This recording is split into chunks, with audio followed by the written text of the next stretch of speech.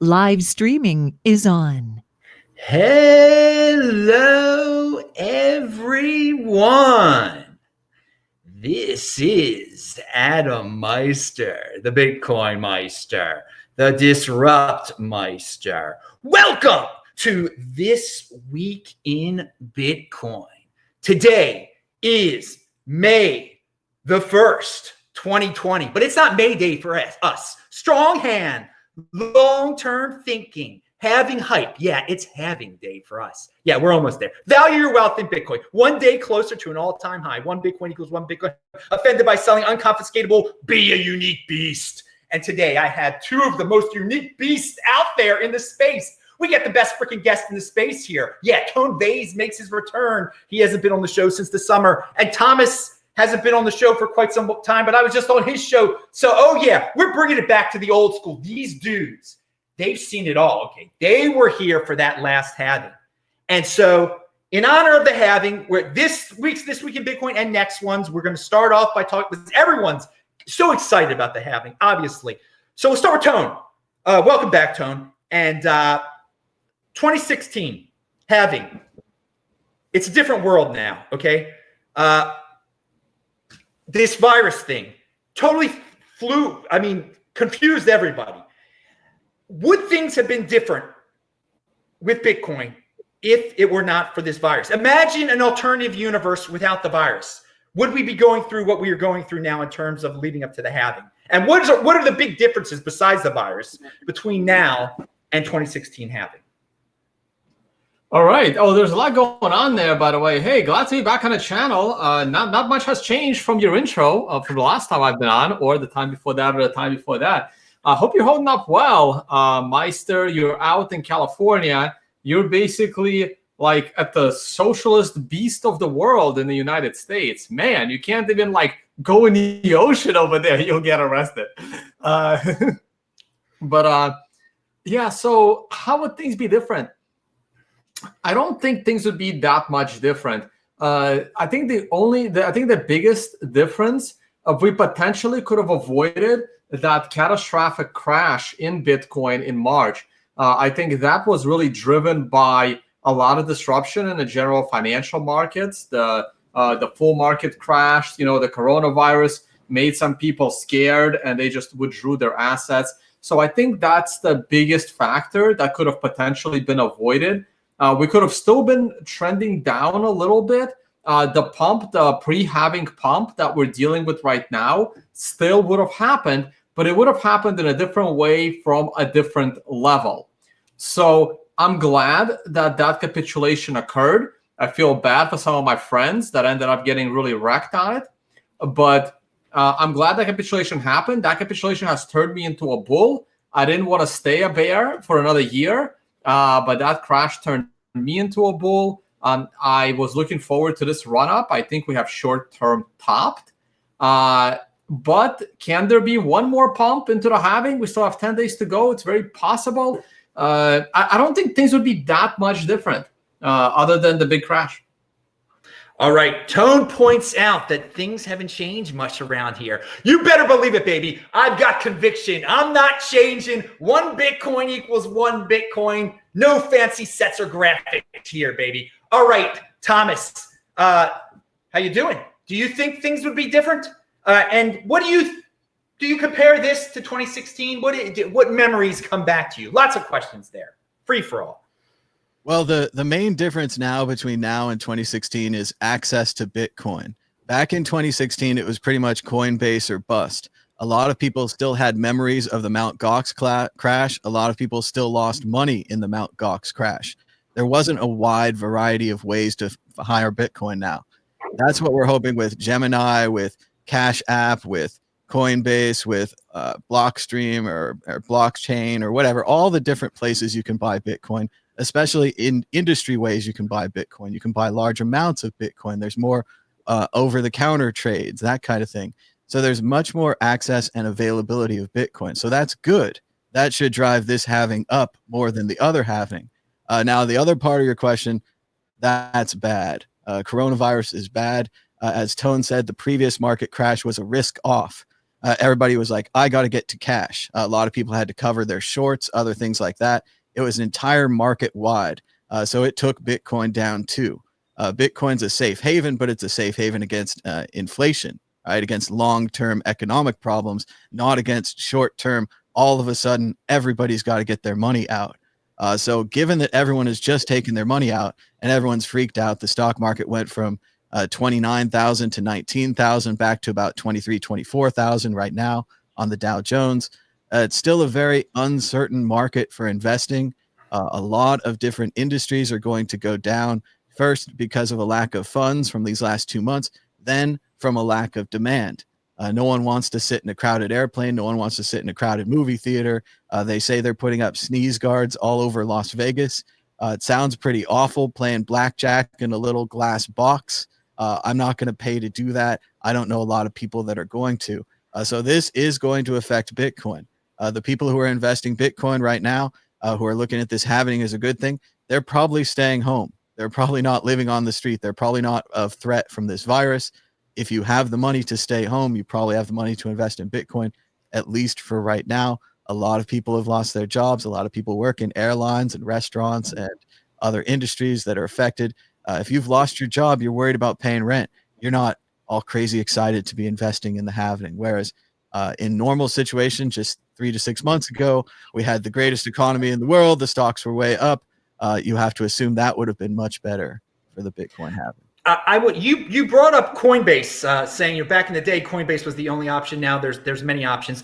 What did you think about earlier this week when everyone was getting into the halving hype, trying to buy Bitcoin on Coinbase, and just like it was 2016, Coinbase went down?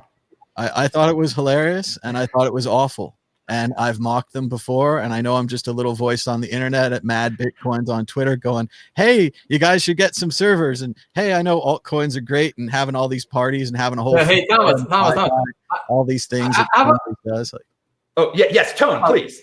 Thomas, I have a feeling the very first World Crypto Network Bitcoin group was already critical of Coinbase. So that is right. It's been forever, yeah. And I just can't believe they don't do the nuts and bolts. Like, I mean, they can make choices on altcoins or whatever, but keep the servers. The CEO wants to keep focusing on shitcoins. Well, like so more about Dogecoin than Bitcoin.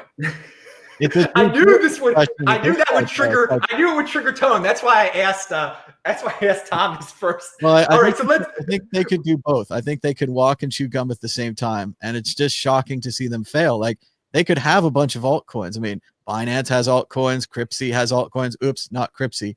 But a lot of these things have altcoins, and they do fine, and the servers stay up. And I know it's a little too much to say, but during that upward moment when we were going up to 9,000, when Coinbase crashed exactly in the 9,000s, I know it's not true, but I was thinking, if there was new money that wanted to enter the market, if you were sitting there with Coinbase and you were like, I'm going to wait till Bitcoin goes up, then I'm going to buy. I'm one of those guys. You couldn't move your new money. Like, the new money window was kind of closed. And yes, I hope there's other ways to buy Bitcoin. And I know a lot of people are probably transferring their accounts out of Coinbase right now, yet again. But yeah, we do keep coming back to this, the basic competence of keeping their servers up. Yeah, it was like we were in 2016. I thought they'd fixed that. Okay, Tone, you take it away with Coinbase. Did that surprise you that happened again? Honestly, I didn't even know. I stopped paying attention to Coinbase. It's kind of crazy that they're still is this relevant to the system. I really thought a better competitor would be up there by now. But wait a second. So there's not in America. Do you still think America is the center of? Or I don't know if you ever thought this. I think I've traveled all around the world. So has Tone, obviously. Thomas, you've traveled a lot too. It seems like to me that America is the center of Bitcoin. I got to say, that's where a lot of people are saying this is where the buying is coming from right now. So it is. It always was. Okay, so Coinbase is the #1 in America.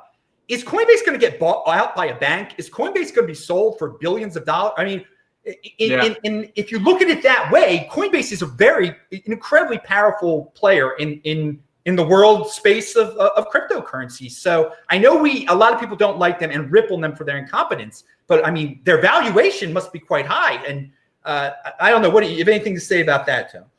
I mean, their valuation is high. Hopefully the incompetence will go a little bit longer, and then maybe Kraken will buy them or something, or maybe Fidelity. They're not going to keep lasting because they have what has Coinbase really done in the last 4 years other than not be able to buy a better server? They added a lot of altcoins, and gamblers like that. And I mean, my next question to you was, after the 2016 halving, and this will be for Thomas also, after 2016 halving, we got into 2017, and all of a sudden everybody and their brother was a freaking altcoin gambler, and altcoins went wild. Do you see this happening again? I mean, the ground, I mean, it could happen easily, much easier now, because people can use dollars to buy altcoins on Coinbase when it wasn't that easy back in the day. So do you see another altcoin madness going on after the halving in a few months afterwards, maybe? A Tone. I guess I can go first. I don't. Now, I could potentially see like the top 20 altcoins become popular as trading instruments, but I don't see, things coming out of nowhere going into the top 10 and then staying there. Like the real irrationality is gone, but some people are still. It's actually going to be a good thing, because like as more and more like they can't handle it, like Ethereum and many of the others, they can't handle that kind of volume. And now, if there is another Bitcoin pump, look how much Bitcoin has advanced in its underlying technology since the last halving. We'll just wait till one more soft fork when we have Schnorr signatures and bulletproofs, and there's a couple of other scalability and privacy solutions that are needed. I gotta ask Jimmy what's going on with the next soft fork, because we really need that next soft fork in there before big adoption starts to come. Lightning is pretty usable already, though it's not necessary yet. So if there is another giant wave like in 2017, it will crush these altcoins because they will not be able to handle the demand. Their blockchains are just not capable of scaling, and they will grind to a halt. Like it's funny how Bcash keeps saying how their transactions are so cheap and so fast. If anyone actually starts using it, it's not gonna function.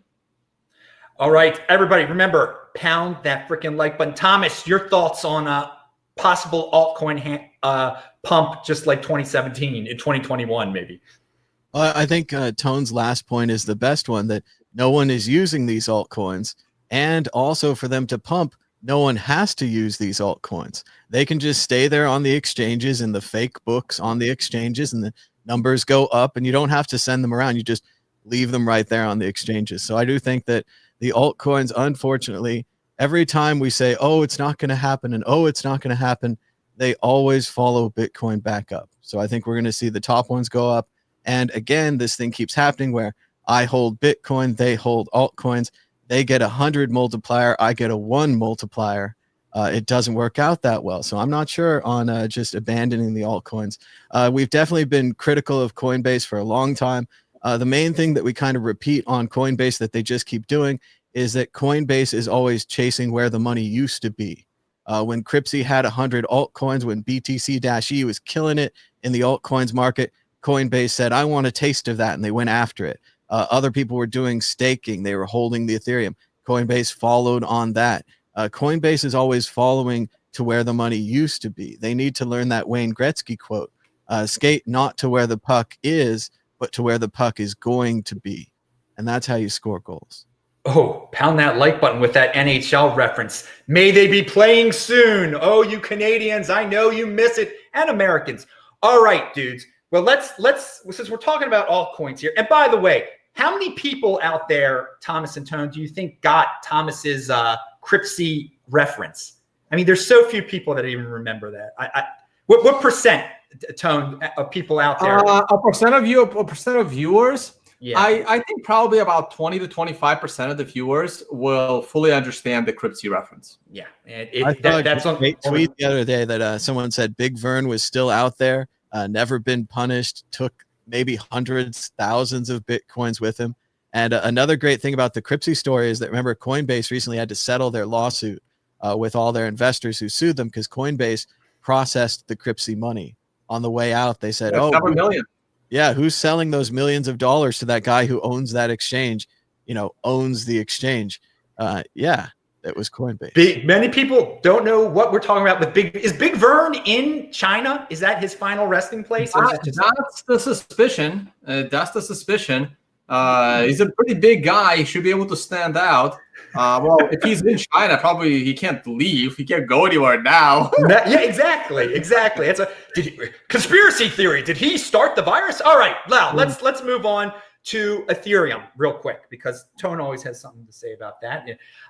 The Andreessen Horowitz has some fund out there where they're investing in cryptocurrency related endeavors. All right, they got a lot of money. It's what, A16 it's called or something like that. They can invest in whatever the heck they want to. If you read their press release, they don't say the specific companies they're going to invest in, but what they're interested in. And one of the things they're interested in is something called DeFi. And we've all heard about DeFi. It is a buzzword. So is Ethereum 2.0. I got to say, in this space, buzzwords attract a lot of money. People they want to be in the next Bitcoin. They hear something like Ethereum 2.0. They hear DeFi. They hear even Andreessen Horowitz is going to be throwing money at DeFi. So Tone, what do you think of the next year for Ethereum? I think they're going to do great because of all these buzzwords and the DeFi.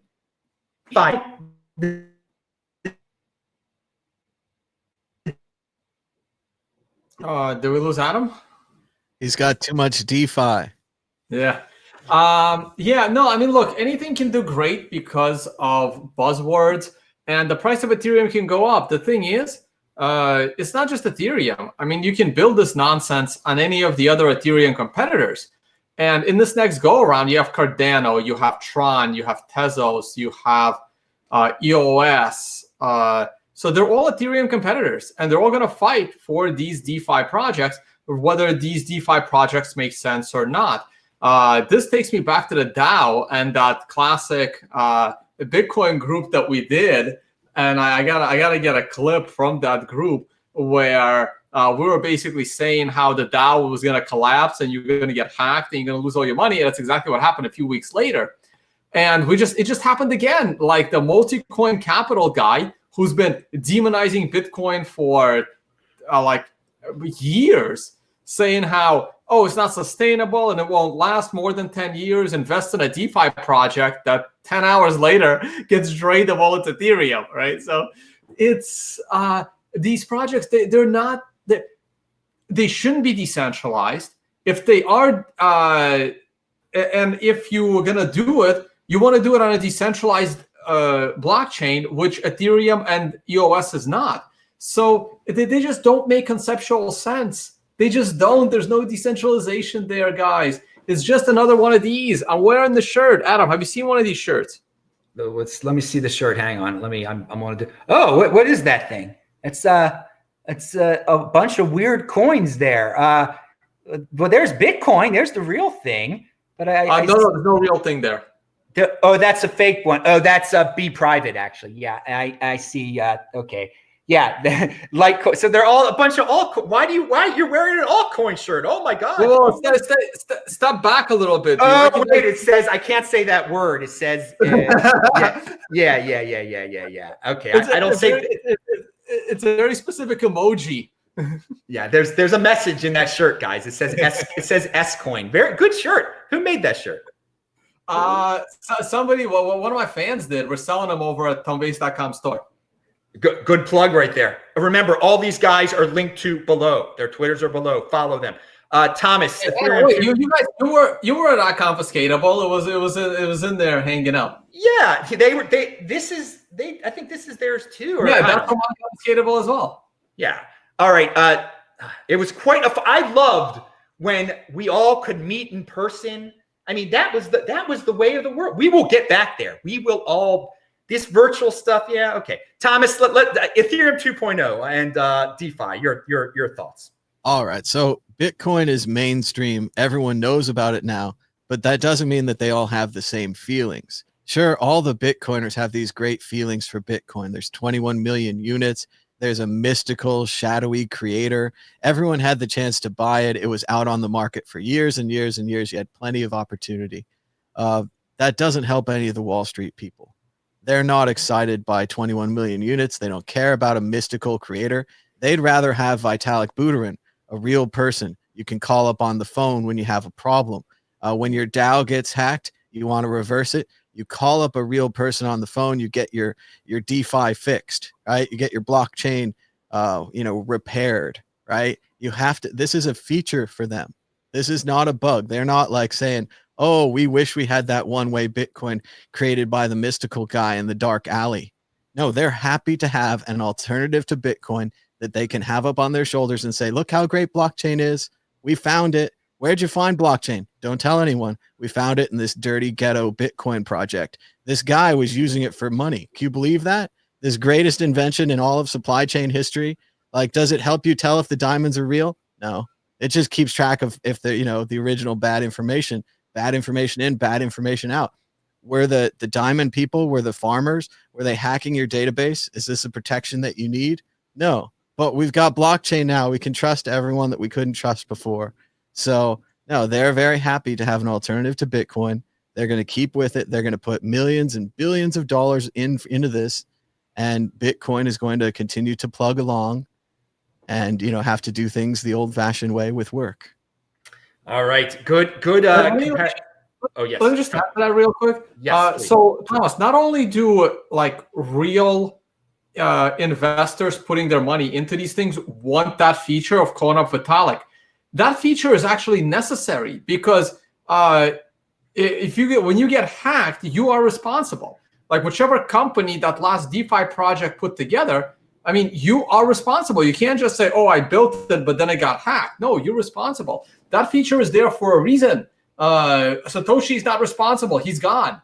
But if they know who you are responsible. If Ethereum implodes, Vitalik is ultimately responsible for it. Dude, I'm so glad you brought up the DAO and the birth of Ethereum Classic. So many people don't remember that one either.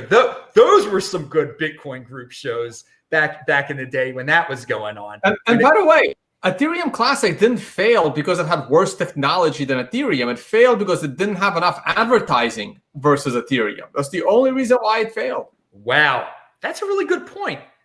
But their ringleader, I mean, Barry Silver tried to pump it, but I mean, I guess he could have done. He tried to pump it, but the problem with Barry Silver pumping it is, and I called him out for it back then. He could be legally liable by the SEC for continuously promoting Ethereum, and I even sent tweets on that. Hey Barry, you're probably breaking some security laws right here because you're running a fund, you're trying to launch an Ethereum Classic ETF on the markets, and you're actively pumping the underlying coin. That's illegal.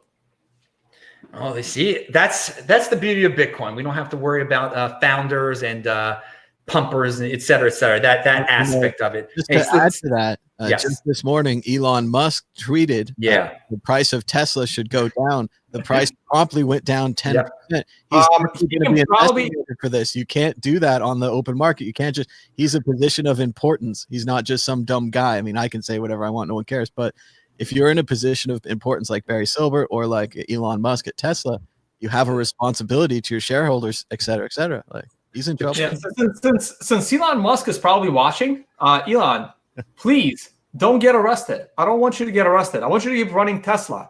But what you're doing right now can land you in prison. Don't do it. in terms of that prediction he made today, that was he flat out stated he believes that the stock is overpriced. Like, you can't do that. Well, he also seems to have an uncertain state of mind, saying that he's selling all of his possessions, that he's preparing to move to Mars, that he's only focused on Earth and Mars. I think he's fine. Do that. He's that's quite. Okay. Oh, sorry. Yeah, tone. Sorry, no, I said no. That's okay. That's fine. He's quite frustrated with the lockdown. I've liked his tweets that deal with that, but we're not going beyond Bitcoin with that. But I'm glad. So everyone, yeah, Elon, there's been some tweets today. If you want to get into that drama in Twitter land, people are going crazy. I'm not a big fan of SEC enforcement and all that, and government, and but that's why I'm in Bitcoin. All right, so let's talk about the regular world though of the dollar real quick. A word, what tone the dollar? It's being printed insanely, but is it the best of the worst? Is it the best of the fiat? Will it continue its dominance in fiat land? What is your, is this the end of the world of the dollar, or is it just the beginning? Well, it's the beginning of the end for the dollar, but for now, I still think the dollar is, the best three-legged chihuahua in this horse race of fiat currencies. Because everything else is just completely unstable. The U.S. is still in the best position to have an economy. Last I checked, companies like Tesla are still on U.S. soil and not in some other countries. We have Amazon. We have still some of these big companies. And entrepreneurs still want to come to the U.S. and build new companies. As long as that goes on, there will be a global demand for the U.S. dollar. It's not the U.S. military that keeps the U.S. dollar as the global reserve currency. It's the fact that it has some of the most transparent laws, some of the most, I guess, a decent rule of law for a large country that could handle global demand. And there will be continued demand for dollars. The Fed and the Treasury will not be able to print fast enough to create any kind of destruction of the dollar. I mean, my best guess is that over $10 trillion worth of value has been just evaporated during this downturn. Now, the stock market seems to have recovered somewhat, so a lot of that lost value just came back. So it could have been like, I don't remember the exact numbers of the value of the stock market, but I think the stock market lost several $1 trillion in value, and it now gained a bunch of that back. But even so, small businesses, a lot of them are not coming back. A lot of other value has been lost. I think real estate is going to take a massive hit after this. It's already hard to sell your real estate. Tourism is going down hard. If you had properties, if you were making a living from what we call Airbnb, that's a problem for you. Like, what are you going to do with that real estate if Airbnb isn't doing anything for you? You're going to try to sell it. You're going to take whatever dollars you can. You're not going to keep paying that mortgage.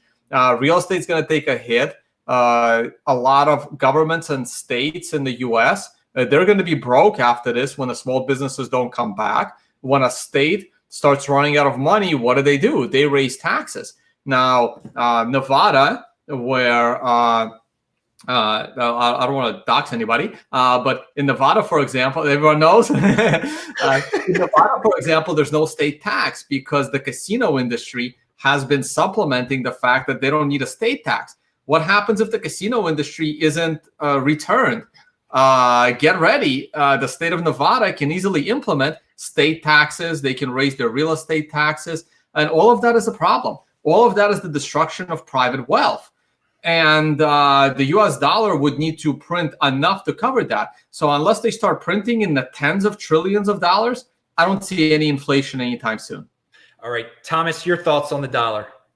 All right. So first of all, we have to acknowledge that we're still in a standoff. We're in a global standoff with China. They've lent us a bunch of money. They can't do anything about it, right? They could destroy the U.S., but if they destroy the U.S., they're destroying their investment. There's no way that we can pay them back unless we rebuild things and have a good economy, then we pay them back. That's part of the whole beauty of international lending, is that we're all tied together now. Now, the Chinese might not like it. They might have taken a bad deal to start buying U.S. bonds, but they also can't stop. They're over leveraged in the U.S. As far as everything else, this is the time for Keynesianism. This is the big test. Keynesianism is the idea that the government can print money to solve crises, to get you through tough periods of war, periods of economic collapse, drought, virus, fatigue, things like this. Government comes in as the lender of last resort, prints a bunch of dollars, saves a bunch of businesses, saves people individually, perhaps with rent problems. But there's only so much they can do. And that's where all the Bitcoiners and all the libertarians out there are like, we hate Keynesianism, we hate money printing. But this is where it gets a little wiggly. There's not really anything in Bitcoin that solves crises like this. When a crisis like this hits, you have the choice of printing the money, building the hospital, trying to save the people, trying to keep your GDP up, right? Because your GDP is all these people working in factories, creating widgets, selling the widgets, keeping the gross domestic product up, right? Less people, less factories, less widgets, bad for everyone. So this is what they're trying to do. Whether it's going to work or not, we're going to see. But this is a huge, this is an act of God. And that's why I know Elon Musk is so mad and he's so upset and he wants to get out there and do his business because he's a businessman. He's a great businessman. He makes good widgets. People want to buy them. He makes better widgets than other widget companies, right? He's the best. But he can't work right now. No one can work right now. We have to wait till we get a vaccine, till we get through this thing. It's going to be very hard. No one wants to do that. They want to try herd immunity. They want to try other things, which we just don't know enough about the virus right now to try those things. So like Tone was saying, demand is gone. Travel is gone. Concerts are gone. Movie theaters are gone. Restaurants are gone. And they're not necessarily coming back. Even if you supported all the small businesses and gave them money to stay open, they would then be open to empty stores. Because I'm not going back. Like the previous thing, there was all these germaphobes and they were the ones not touching the handles and all that. Well, we've all become germaphobes now. I think we all don't want this thing. You guys can want it if you want, but it's a big meteor. It's hit us and no one likes it. It's not left or right. It's not, we can't get rid of it, but yes, it's out there. It's going to affect Bitcoin. It's going to affect all these things. So, and some will take a lot longer to come back. It's not like, oh, let's open a movie theater and people will come back. Oh yeah, they haven't been shooting movies. Like you can open a movie theater, but what's going to play in it right now? You delayed that giant production by forever. But movie people are even saying they might not be able to shoot movies anymore. The idea of a set, all these people standing next to each other, a camera, a very small room, like you're just going to have to wait for that too. And we need a vaccine. Like we need. Oh, you know what? Hey, we should invest in. We weren't supposed to get to a virus discussion, but again, everybody. Just a reminder, those are Thomas's opinions. They don't represent the opinion of, obviously, me. I fully support all of the real men who were in Michigan yesterday telling that Botox woman what's up. Pound that like button. All right, let's go. That was the scene like in Michigan with taking over the state house. Yeah, that was beautiful. It happened to the Cuomo and Newsom. God Almighty, may it happen soon. Yeah, the leader of that movement already got the virus. My life hasn't changed at all. That's the thing. What I say to people is, don't let it get in your way. Keep on doing what you're doing. Every day I do what I've done before. But again, we have different opinions about it. The way it spreads is it's more like an R5 instead of an R0. So that if it was an R0 or an R1, your average person could spread it to 10 to 12 people. Yeah, but what is it? Again, what are you getting? Old person's disease. On virality, we can do virality studies on this thing. We can say, well, how many people? If you go out, it's likely that you could spread it to 59,000 people. Good. It's exponentially viral. So R5 is that much worse than R0. Though it's not. Again, it's about the other people that you could spread it to. It's not about you.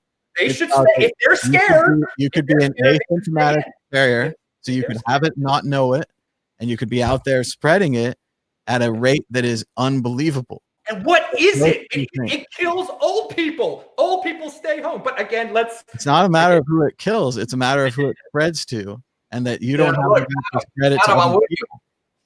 Yeah, all right. We were supposed to get into a debate about the virus. We'll leave it at that. You guys you can research whatever you want to research. Let's go back to the money. We were talking about the dollar. Track with the money. I really hate the fact that they are printing money and giving it to people so they can pay their bills. And you're right, under a Bitcoin standard or a gold standard, you can't really do that. But here's something you could do. If the world is on a Bitcoin standard or a gold standard, and this is something they probably should have done this time around, instead of printing money and giving it to people, suspend their bills instead.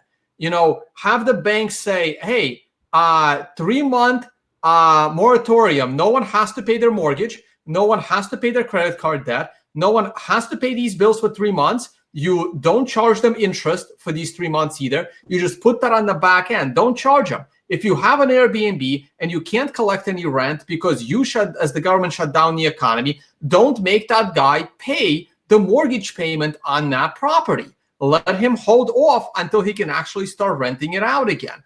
That is something you could do, and it doesn't involve the printing of money and has the same effect of people not going broke, because now you don't have to pay the money out.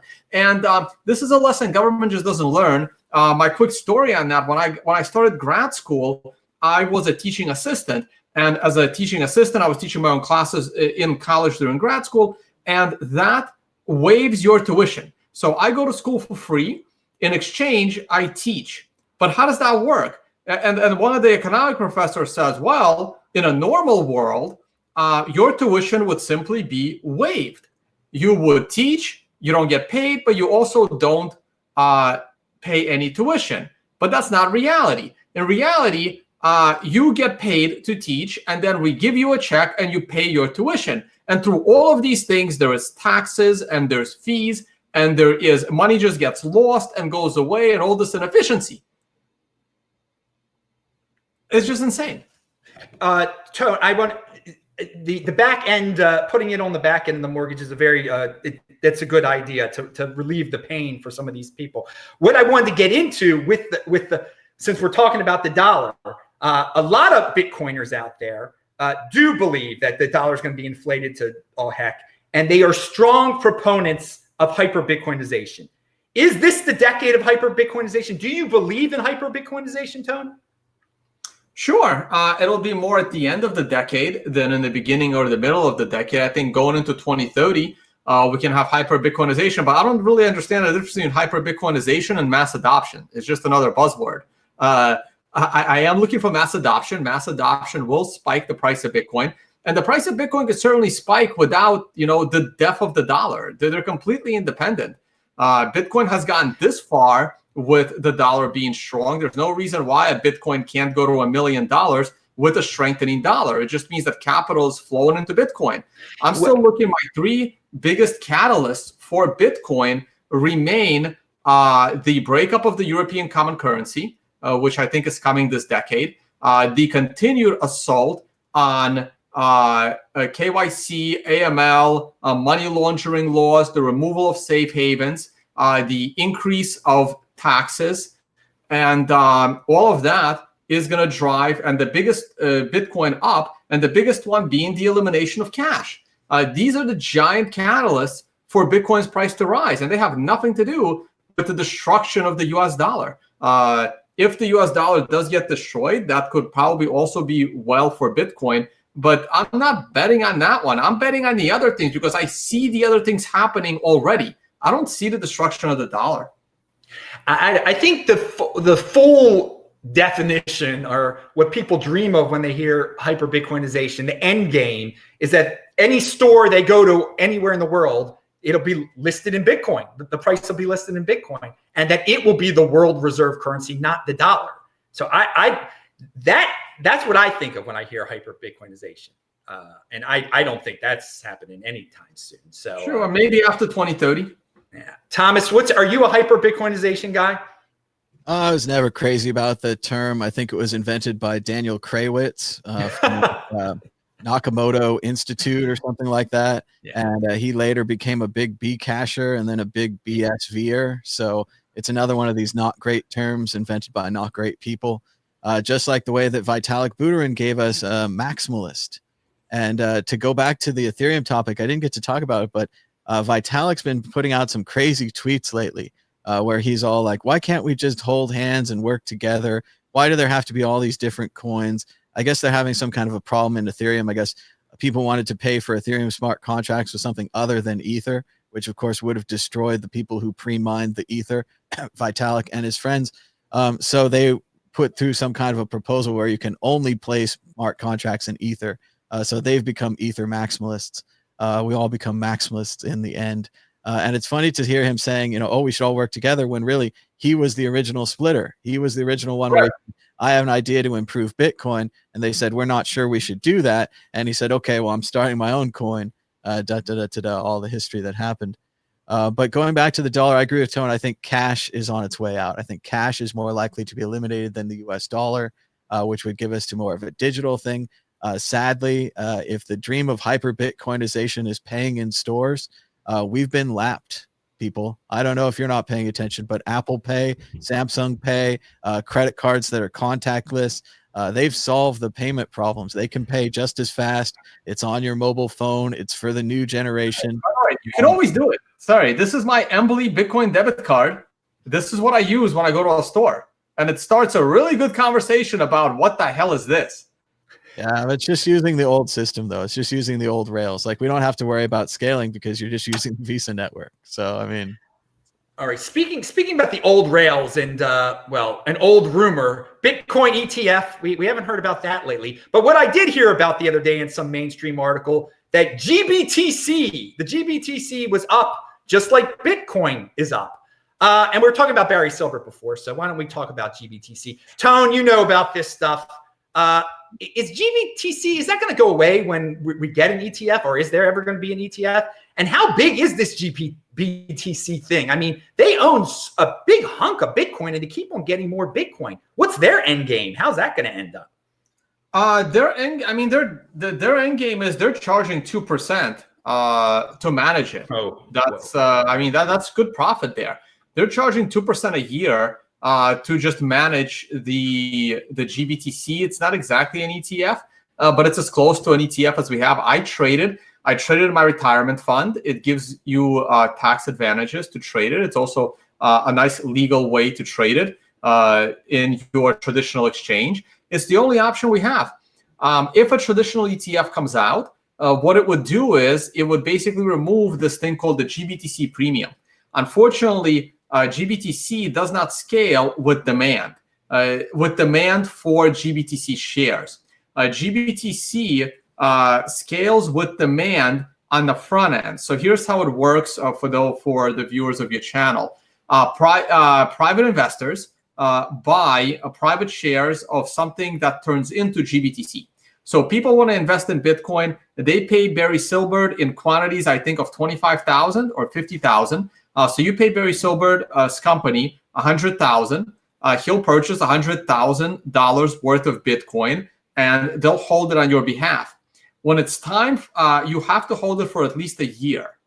Then after a year, you have the opportunity to sell it and take your money out. But you tell Barry Silbert and his company, hey, I want my cash. I want to sell it. So what they do is they turn that into GBTC shares.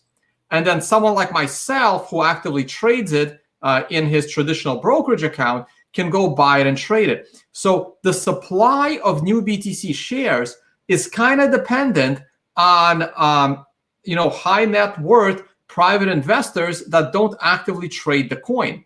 And that creates a bit of a supply shortage of GBTC shares.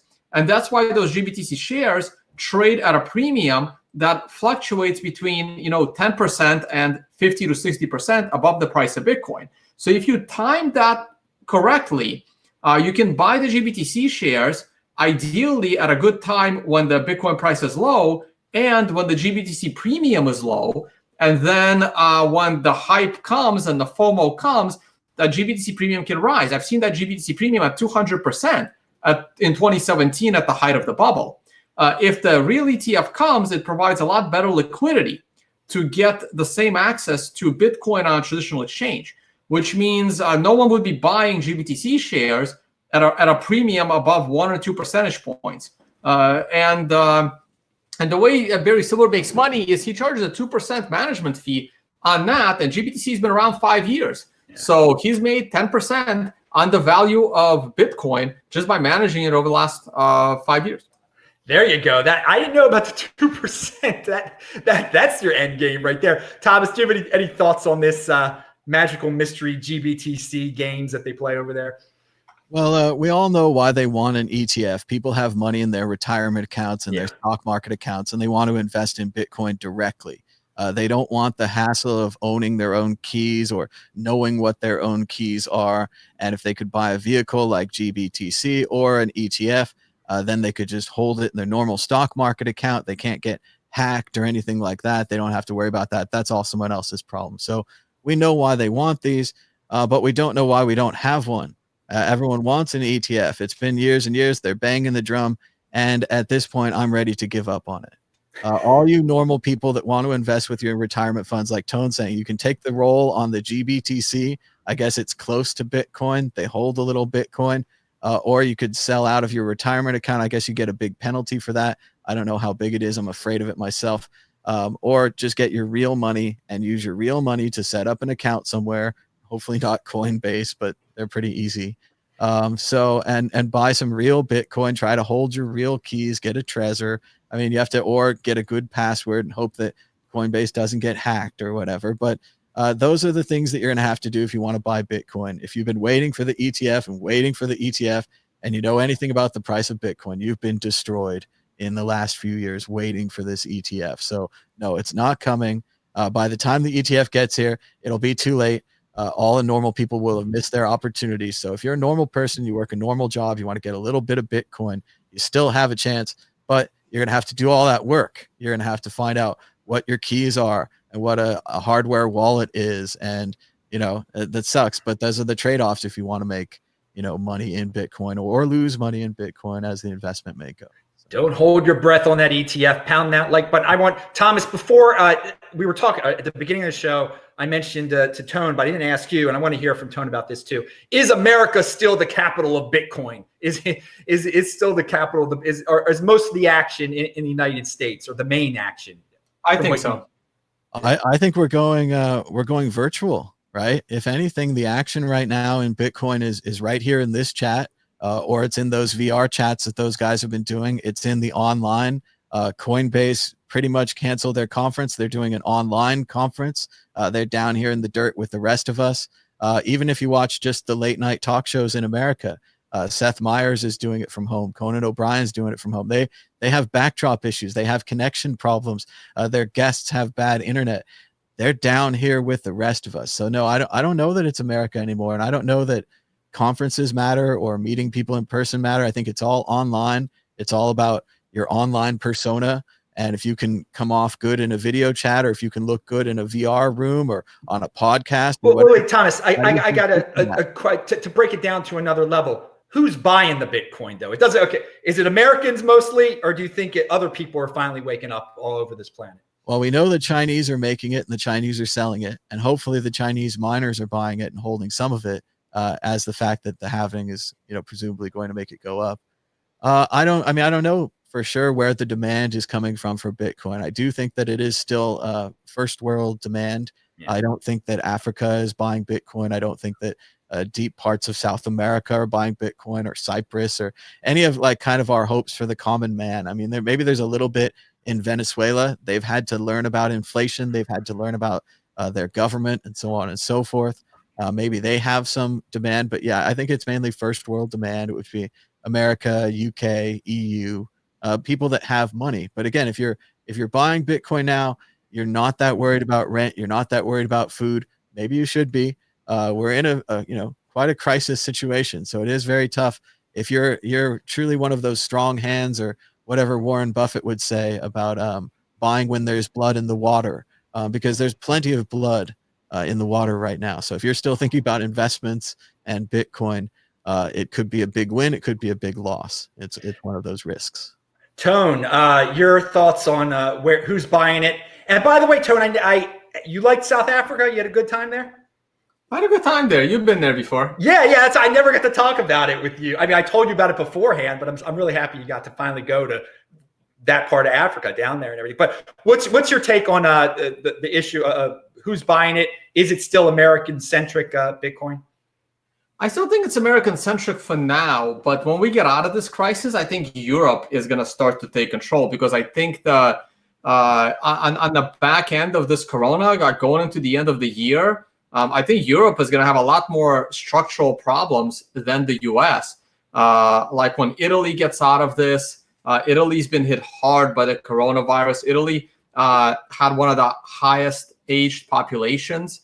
So that there will be a huge population shift. In Italy, lots of talk now about Italy leaving the Eurozone and going back to their own currency. And it's not the Italians that are going to be buying up all this Bitcoin. It's going to be the Spanish and the Greeks and whatever money they have left.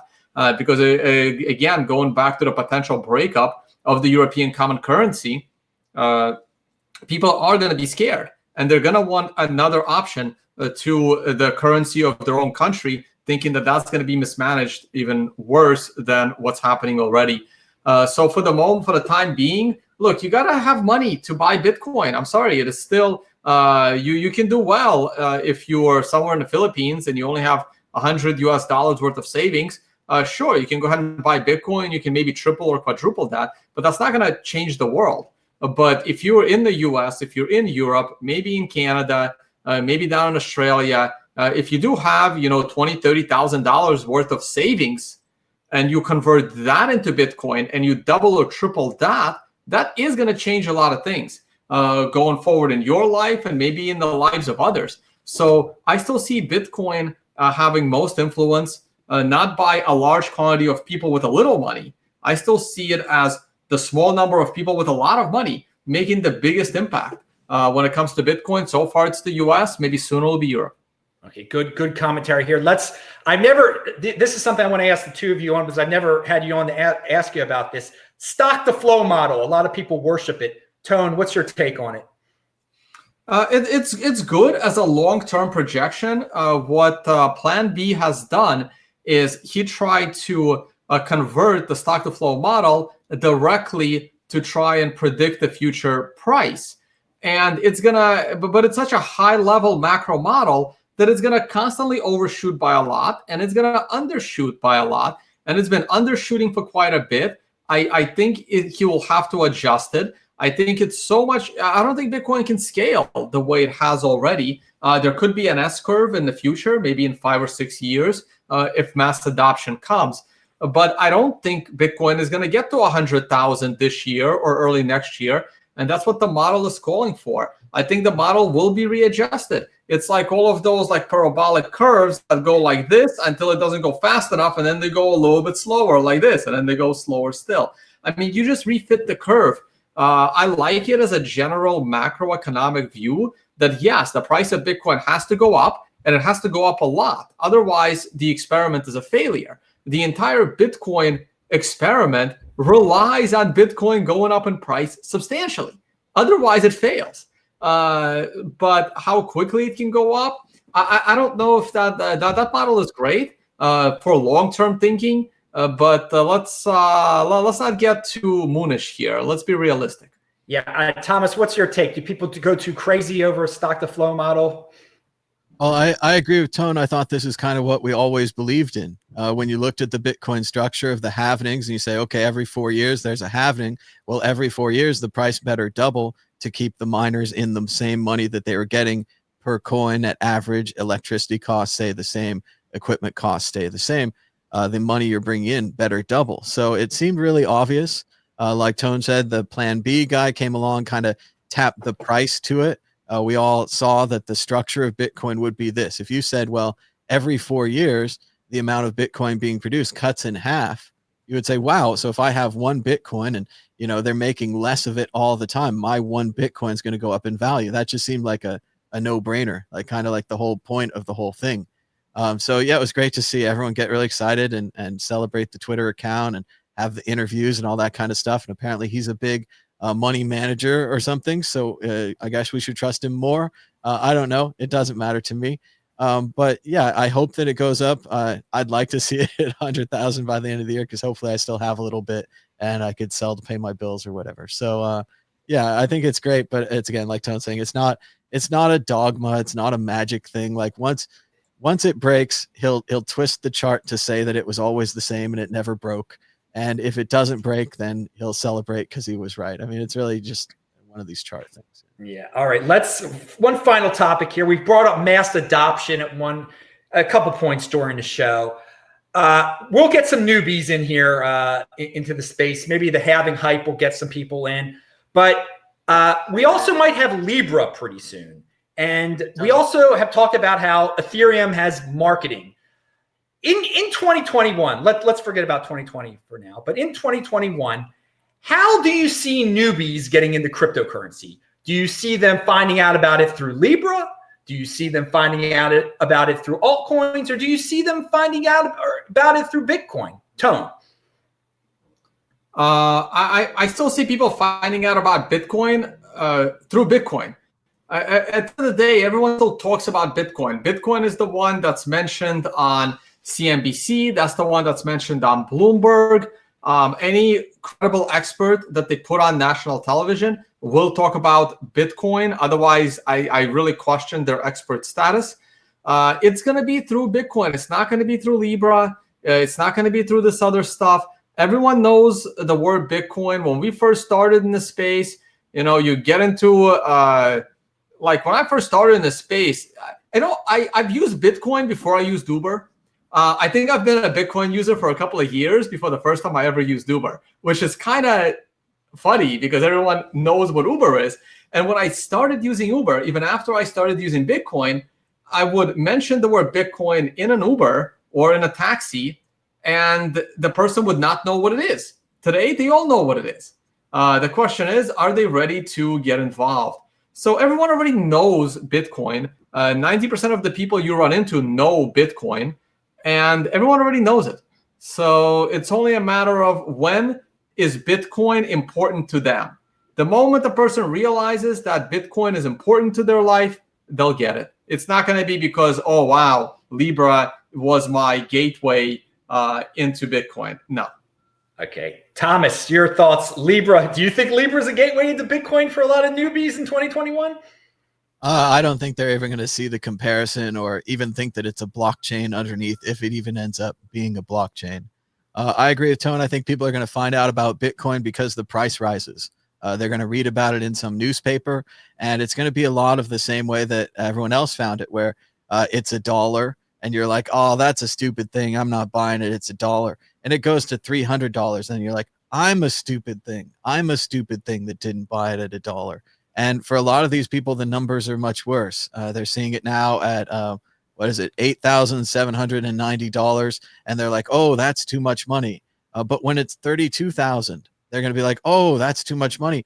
But then it hits 64 and they're going to be like, oh, I guess it's just going to go up more. And I don't understand it. Maybe I should invest. And I think that's how most of the normal people investing into Bitcoin, maybe if you're a big market guy or whatever, you just see it as a percentage gain on the market. You just jump in because you're just looking at numbers. But no, I don't think Libra is a competitor for Bitcoin. It's gotten worse and worse. At first, they were going to use a basket of coins.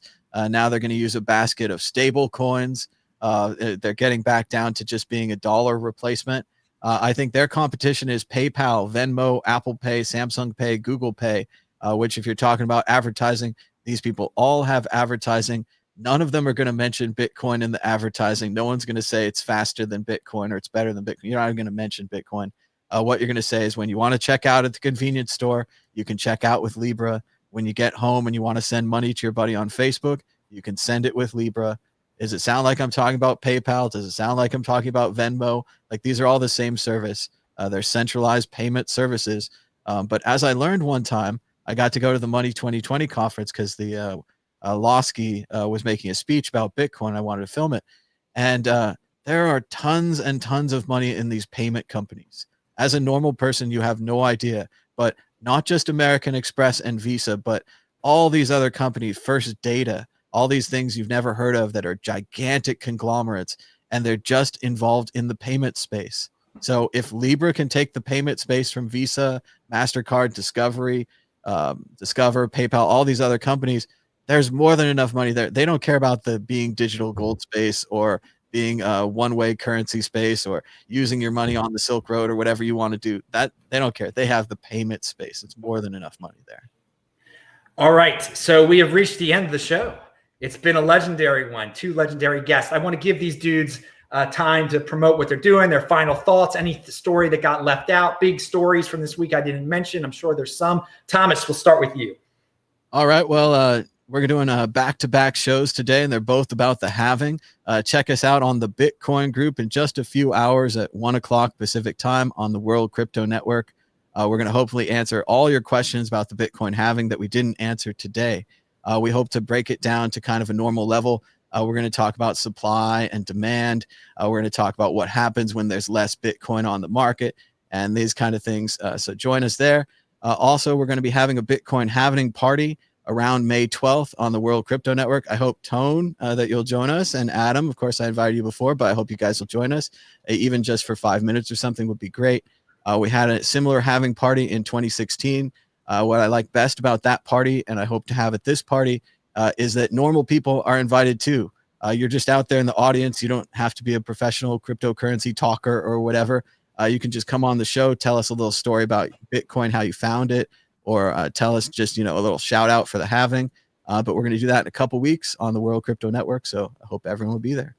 All right. And remember, guys, check out World Crypto Network. I was on Wednesday. I was on the show on Wednesday. We talked about the history of the World Crypto Network. It is like the base layer for Bitcoin on YouTube. It's where a lot of great people started off. So many legendary stories. So hopefully I'll be back on there soon to have another history show with Thomas. Maybe Tone will come on too. He's got a lot of stories from back in the day. Also, it was a fun show. So guys, check that out. Tone, what are your conclusionary thoughts? Sure. Let me mine as well. Add a little bit of color to Bitcoin price. Do some screen share, test out screen share. I've never used Jitsi before. It was something I was going to check out as potentially switching from Zoom over to Jitsi, but until they can get my backgrounds up to the green screen, I won't be able to make the switch. Thomas, it'll be a little. I was planning to do my own show around the halving live stream, like the classic old days, for 6 to 8 hours straight. It'll be very, unfortunately, I might be able to join your show with a cell phone while running my show, which would be kind of fun. If I have a bunch of people on and Jimmy can moderate or something, or somebody else, hoping Jimmy can jump on your show as well. So I plan to do something similar, but I'll try to jump in on the World Crypto Network. It is where I started. And thank you so much for giving me that chance to come today. So my view on the price of Bitcoin. I think we are pulling back right here. I think this was a big run up as the pre-halving pump. We hit one of my 9s, which is a TA signal to tell me, hey, you want to slow down there, Sparky, and this thing is going to pull back a little bit further. As for what I'm doing, we're still planning to do Understanding Bitcoin Conference in Malta the first week of October. Hopefully everyone will be able to travel by then and wants to travel. We have the Financial Summit happening in Bali the first week of November. And while I'm not teaching workshops at the moment, they are available for on-demand viewing on tonevays.com/on-demand. And those of you that want to buy some cool t-shirts like the one I'm wearing, or potentially even the sweatshirt, we should probably have that sweatshirt on here for sale. It doesn't look like we do. But yeah, check these out. These are just like the products through tonevays.com. Let me stop the screen share. All right, guys, pound that freaking like button. These unique beasts, I thank them for being on the show today. They are legendary. Remember, we do this show every Friday. Who knows what time it's going to be on? You never know. You never know, but you know one thing, I've got the conviction. You get a new show from me every single day, even when YouTube makes me go to my backup channel. So thanks a lot, guests. Thanks a lot, everybody. Shabbat Shalom. I'm Adam Meister, the Bitcoin Meister, Disrupt Meister. Follow me on Twitter at TechBalt, and I will see you guys tomorrow night. And having hype, baby. Spread the word. See you guys. Bye-bye.